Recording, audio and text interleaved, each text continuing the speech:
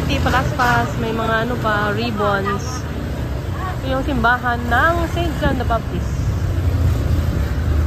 Ay, nasa na pala yun? Ito yung school. Ito. Simbahan. Ang dami nagtitinda ng palaspas. May picture pa. Ito yung simbahan namin dito sa Taytay. Tapos na yung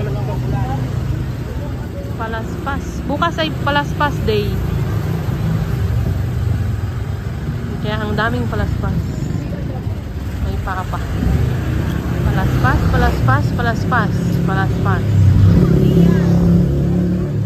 Ang dami oh. Oh, yan yung simbahan. May DILG. Yan oh. Mataas. Elevated yung simbahan namin. Mataas. May mga santo din doon sa loob. Ano ba ito? Gym. Mayroon silang palabas. Ito yung bagong ospital ng Taytay.